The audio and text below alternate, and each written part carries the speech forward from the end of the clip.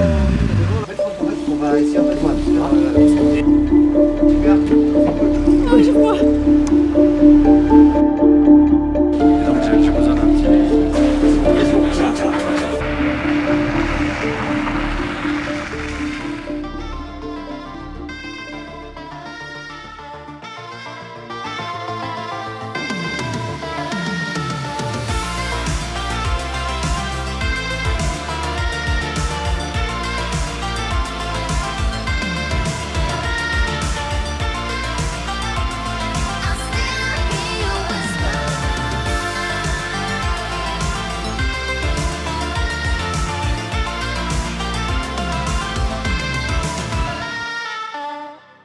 Mesdames et messieurs, bonsoir à toutes et tous et bienvenue dans ce journal de bord du jour le plus long. Pour rappel, cette série de vidéos retrace l'avancée du tournage et de la post-prod de notre long métrage Brago, film que nous produisons et tournons en indépendant, qui est soutenu par la région Grand Est et est en collaboration avec Inspire Metz.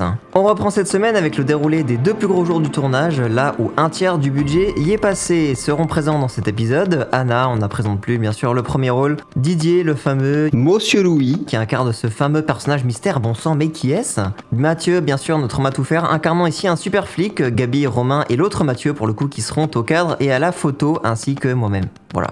Que s'est-il passé durant ces 2 jours? Eh bien en réalité j'ai dû couper certaines choses au montage pour diminuer la durée, sinon ça ne rentrait pas. Sérieusement, il s'est passé tellement de choses que je ne saurais même plus ce qui a été le plus cool. Même si j'ai quand même une petite idée.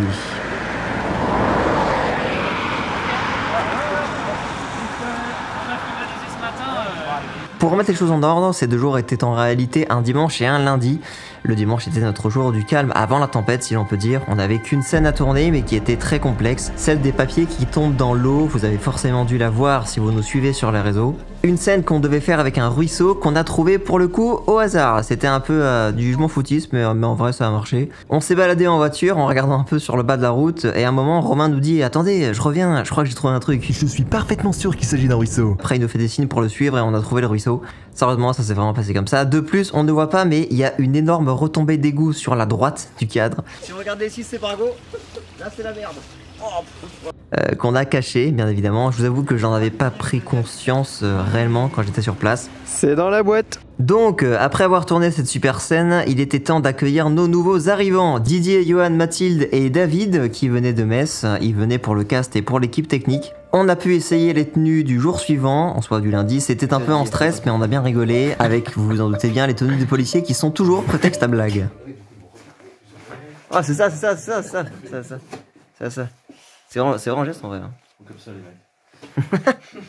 Cependant, après avoir fait une bonne nuit de sommeil, un bon petit déj et s'être bien habillé parce que le froid était de la partie, on démarrait le matin du lundi noir comme on l'appelait sur le plateau avec les scènes du bolide.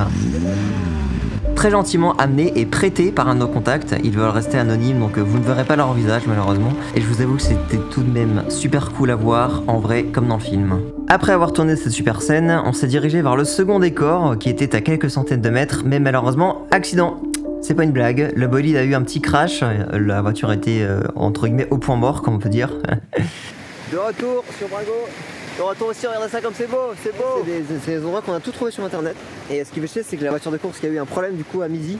Et, les techniciens et les pilotes sont en train de les réparer, de réparer la caisse. Donc on attend malheureusement dans un petit garage en fait, genre dans leur camion, enfin, c'est genre un truc de fou. Mais pas d'inquiétude, nos 2 amis mystérieux sont en réalité des professionnels et avaient de quoi la réparer dans leur camion. Et c'est toujours pas une blague. Big up, big up. Allez, c'est ça. En attendant donc que la voiture revienne, on a enchaîné avec les plans qu'on devait faire à pied dans ce deuxième décor et également ceux de Laska qui, on va pas se le cacher, avait l'instinct et les gènes de chien de berger qui remontaient. Je ne l'ai jamais vu autant jouer. Il n'y a pas un moment où elle courait pas, elle a sauté dans l'eau partout, elle s'est un peu roulée dans la boue. Je ne l'ai jamais vu autant excitée et avoir autant d'énergie. Le soir, elle était toute morte, la bout de chousse. Elle s'est endormie sur le canapé comme un gros paillasson. Anecdote inutile, mais bien évidemment beaucoup trop mignonne. Un policier dog-sitting. Génial, non? Après avoir tourné les scènes à pied, la voiture qui était enfin réparée grâce à nos 2 super Tecos, on a tourné la scène que nous redoutions le plus avec Anna, une scène mystère qui se situe dans de l'eau à 7 degrés. Anna avait extrêmement peur de se tremper là-dedans, même avec la combi anti-hypothermie, et je vous avoue que je n'en menais pas loin non plus. Vas-y, bon, tiens. Nickel. Oh, ça se fait, oui, ça se fait. Ça va, monsieur? Mais j'étais quand même plus rassuré que quand on a fait nos essais cam avec Gabi de cette fameuse scène, Gabi notre cadreuse je le rappelle, où là l'eau était aux environs de 3 degrés.